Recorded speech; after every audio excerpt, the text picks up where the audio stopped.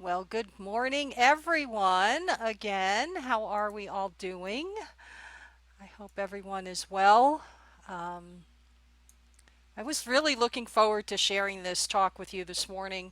Um, I was talking to a friend of mine recently, and her wife is in ministerial school, and she said something to me about being excited about becoming a preacher's wife.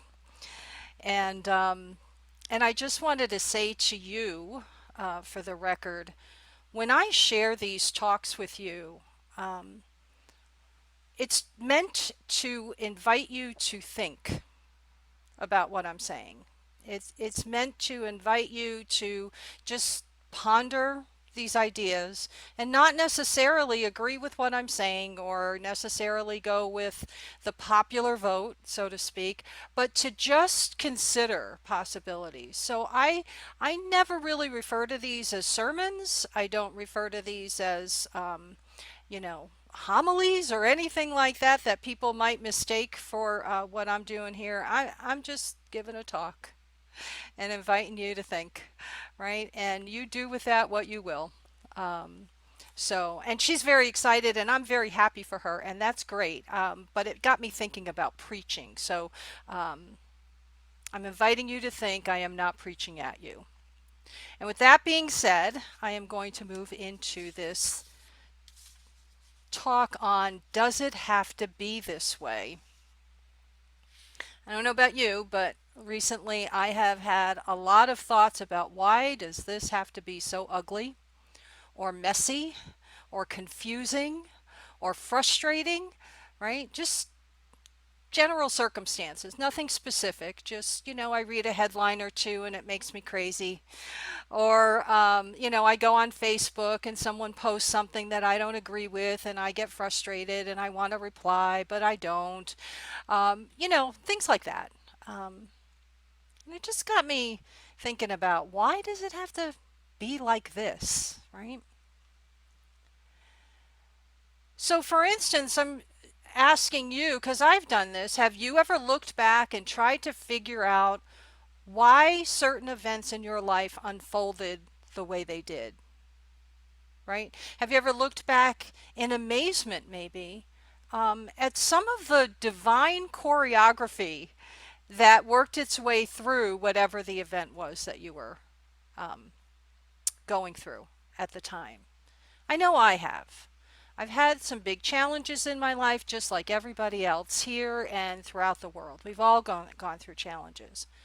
But when I sit back and I think back to a relationship that ended and how I handled it, or an illness that a family member has gone through and how I handled that, I am usually surprised at how things unfolded exactly the way I think they should have, even if it meant losing someone.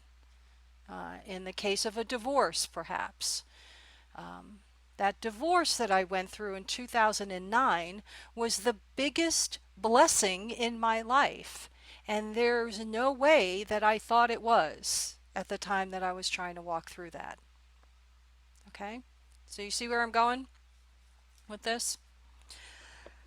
Um, a woman by the name of Maya Dewar was quoted as saying, change is always happening. We know that, right? Life is all about change, and yet change seems to be the one thing we don't like the most, right? It's just, I want everything to stay the same. I'm comfortable where it is, and so on. And maybe not always, but sometimes when we're going through major changes, especially, we're like, why can't it be the way it used to be? Um, but that's not life. That's not our human experience, right? So we know that sometimes change is for the good, and sometimes it seems like it's painful and it's not for the good. Where I'm going with all of this is this concept of divine order. We've heard that phrase many times, right? Now, there is one of the 12 powers that Charles Fillmore talked about, a co founder of Unity, is the power of order. And that's not what I'm talking about. I'm not talking about the power of order or the faculty of order. That is your ability to organize, sequence, balance, and adjust. I'm not talking about that. I'm talking about that bigger idea of divine order. Have you ever had a situation where you've gone through a big challenge and someone will very casually say, well, it's all in divine order, right? That can be frustrating sometimes. Or, oh, that's the way it's supposed to be. You got to accept it. You just got to let it go, blah, blah, blah. And um, I don't usually say that very often. I may think it about certain circumstances that I'm going through, but I don't say that to people because that's not helpful. If I'm really facing a huge challenge, it's not helpful for you to say, well, it's in divine, it's helpful for you to say, I hear you. It's helpful for a friend to say, is there anything I can do to help? It's helpful for a friend to say, you're in my prayers and thoughts. I'm thinking of you. I'm, sending good vibes your way. Any of those things, right? That's helpful. But this phrase of divine order, it really got me thinking. I looked up online on truthunity.net, and it says divine order is the perfect love of God expressing itself harmoniously in its creation, right? Every tiny speck of matter is constructed in a beautiful, orderly way. So there's this idea, scientifically speaking, that if things weren't lined up and set up exactly the way they are at this moment, um, from the physics point of view and from the scientific point of view and all of that, the earth would probably just collapse, right? Everything is in a very perfect and divine order. Um, Amazing, to be honest with you. Um, in truthunity.net, under the metaphysical definition of divine order, it says there could be no universe unless its various parts were kept in perfect order. Now, I don't know about you, but I know I'm not doing that.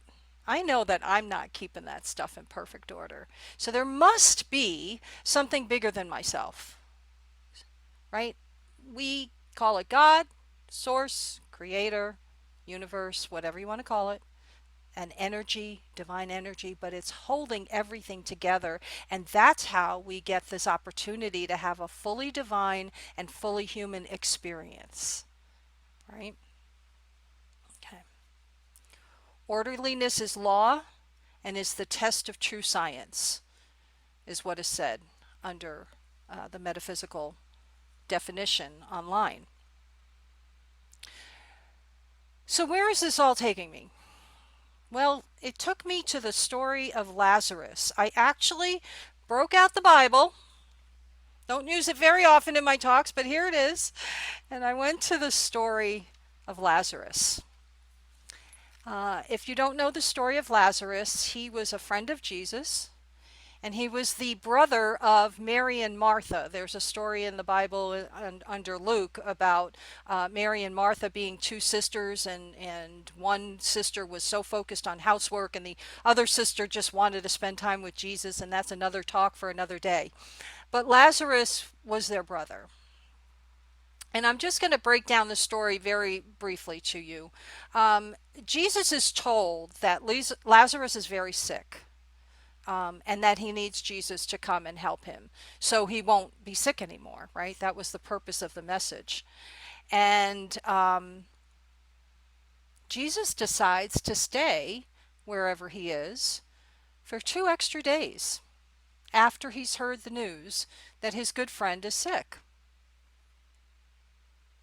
He's even in the Bible, it quotes him as saying something about our friend Lazarus has fallen asleep. It's time for us to go to him. The apostles mistake that statement and think Jesus is saying he's fallen asleep because he's sick, but he's going to be okay. But what Jesus really meant was that Lazarus has died. It's time to go. What's that all about? So Jesus arrives and he finds out by the time he gets there that Lazarus has actually been in the tomb for 4 days. And the sisters go out to greet him. Martha goes first and then goes back and tells Mary to go talk to him. And they both say something very similar.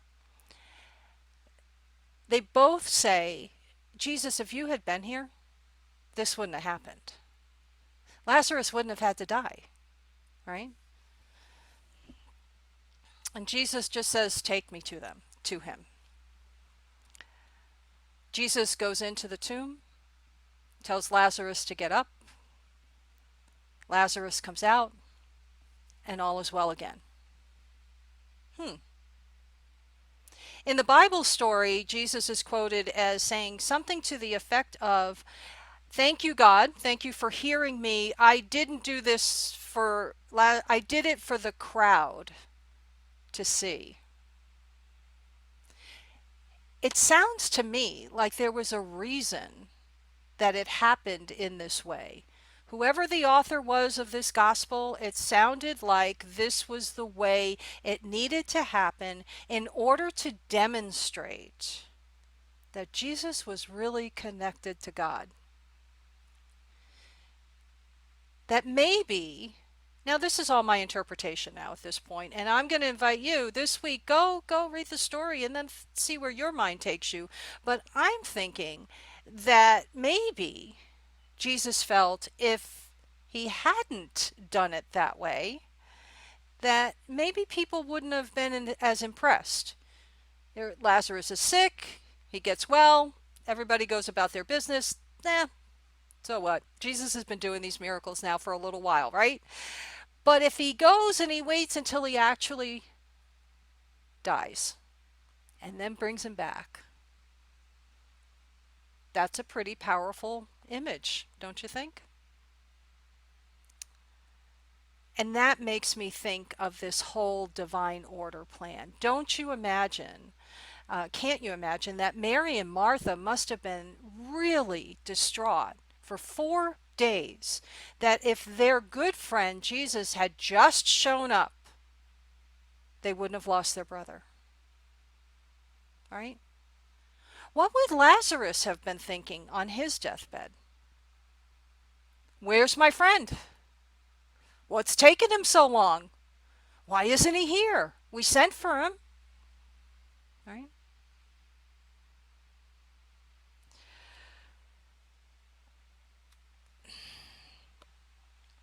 The idea that I'm getting at here is that that was a very, very difficult situation to walk through. I'm just going to imagine right now with you that I'm one of the sisters, and my brother is laying on his, is very ill, which happens to be going on in my life right now. And he's very ill, and he goes, and my good friend, who I believe could actually have saved his life, doesn't get there in time, right? I don't know the bigger picture. I don't know that Jesus is already thinking, if I'm going to make an impression upon the crowd, I need to do it this way. I don't know that as the sister. I just know my grief and my pain, right? In ministerial school, they taught us about how to do different interpretations of the stories in the Bible. And one of the exercises that they had us go through was to actually go into a meditation and imagine that we were one of the characters in the story, whatever story we were working on. So for just a moment, think about what it would be like if you were Mary or Martha. And think about what it would be up like. I don't know if Lazarus all of a sudden got very sick and then died immediately, or if it was a long illness. I don't know. But the point is that, imagine sitting there watching your brother ill. How would you feel? What would be going through your head, especially knowing that you have this special relationship with Jesus? Put yourself in the position of Lazarus. Put yourself in the position of any of the apostles watching this unfold, not understanding. Jesus, he's sick. Yes, we're going to stay for 2 more days. What are you talking about? We're going to stay for 2 more days. And then they leave, and Jesus has told them he's fallen asleep. And they're like, oh, thank goodness. Right? Oh, I'm so glad. And then they get there and they find out he's gone. He's been in the tomb for 4 days. What would that feel like? Right? How would that rock your world? How would that challenge your faith in God, in Jesus, in that whole scenario? What would that feel like? And what would it feel like to be Jesus? Jesus is one of the characters in the story here. So, what do you think it would feel like if you knew the truth and you were facing all of this adversity because people were upset with you because you weren't doing what they told you to do? And you know that there's a higher power at work. You know that there is a higher goal involved, and you can't say anything, or you won't say anything. I don't know if it's a can't or a won't. But can you imagine how difficult that was?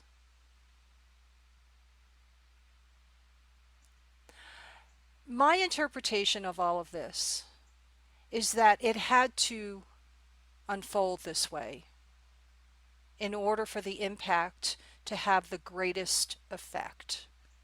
That's my thought. I don't know if I'm right or not, but it makes sense to me.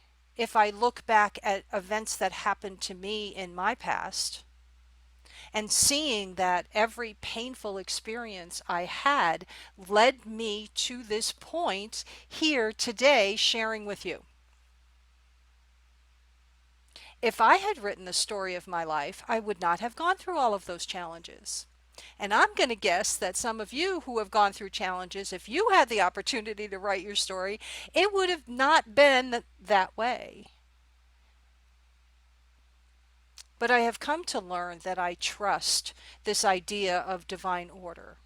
I have come to understand that having this human experience, my mind can't always take me to the bigger picture all the time. I try. I'm better than I used to be, but I can't always be there when I'm under tremendous amount of stress, right?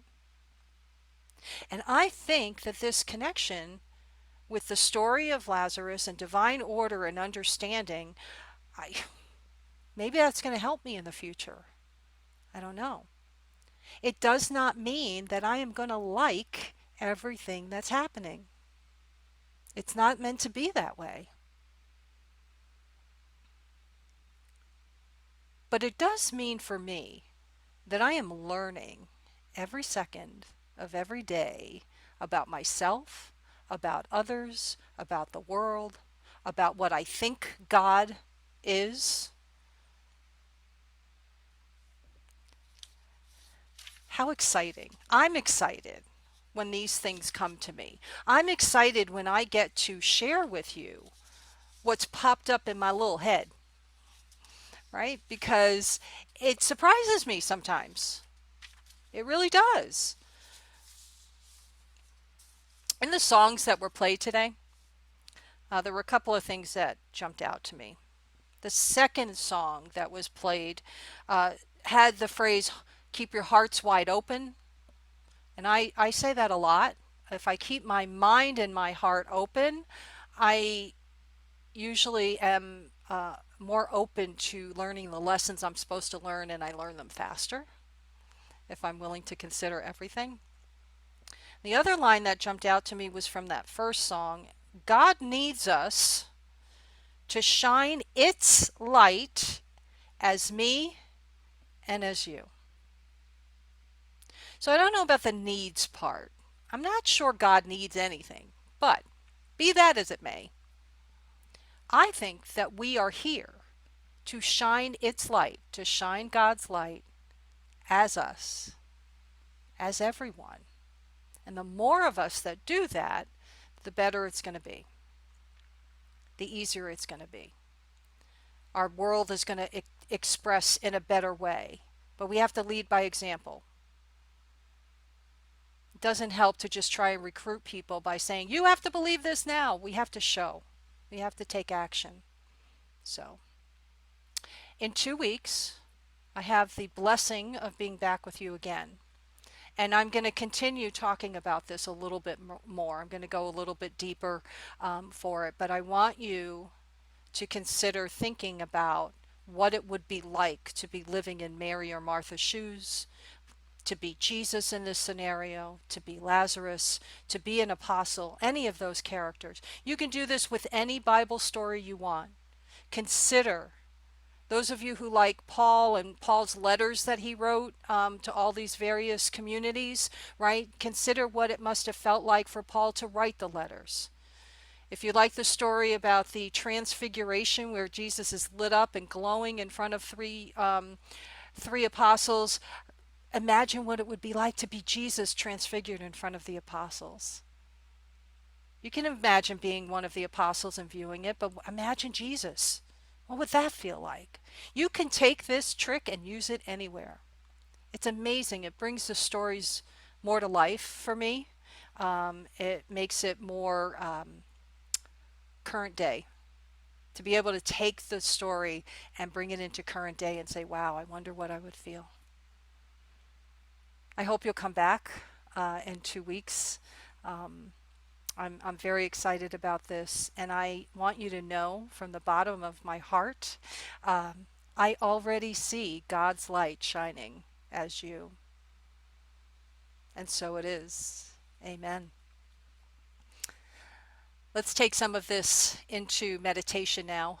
I'm going to invite you to get comfortable wherever you are, and I'm going to read the meditation affirmation out. You can close your eyes if you feel comfortable doing so. Just take a deep breath. May these words that I speak now be the words of your own heart.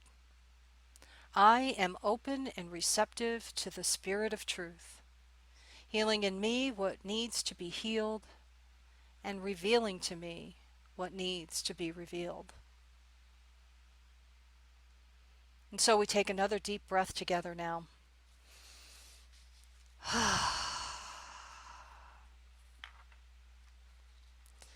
We drop into that special place where we are breathing into our heart space. And we focus on divine order. The first universal law of divine order.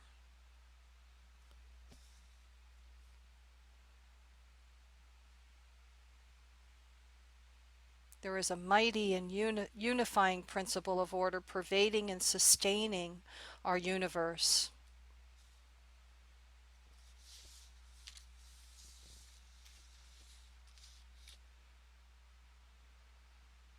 We imagine now what it might be like to be one of those characters in the story of Lazarus being raised from the dead.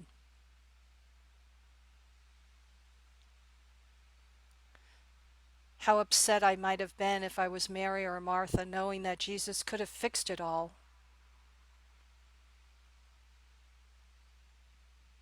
How confused I might have been as an apostle, knowing that a dear friend was ill and not taking action.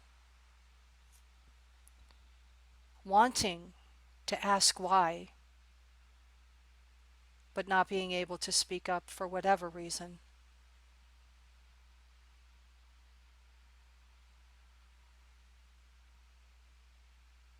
What would it be like to be Lazarus?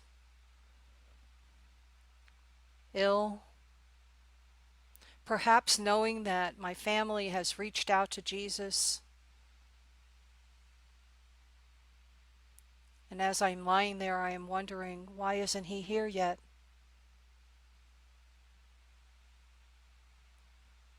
Why is he so late?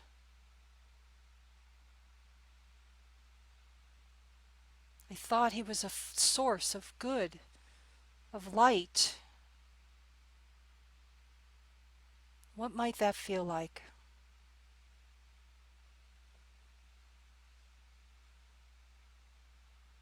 What would it feel like to be Jesus in this story? To know that the connection with the Creator, the source of all that is, that connection can change anything.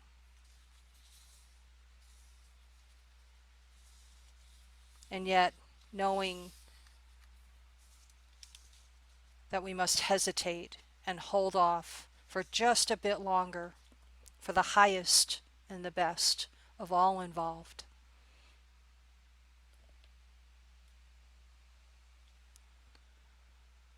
What would it have felt like?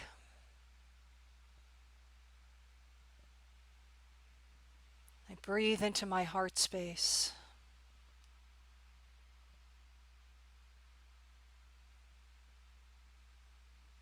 I know that divine energy is moving inside of me and that I have access to divine thoughts to take me down a path of seeing what I might have done, how I might have reacted, and how I can bring those actions into my current daily activities.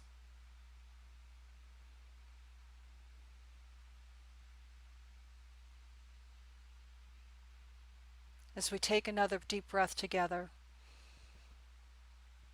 there is one powerful realization in all of this, that we all have enough faith and enough understanding to know that meditation brings us answers. Maybe today, maybe not today, but we place our full trust in the source of all that is, knowing we have access to every resource needed, knowing that we are connected to each other with an unbreakable bond, knowing, truly knowing, that all is well and that we welcome every lesson that comes along the way. Thank you, sweet Spirit. And so it is. Amen.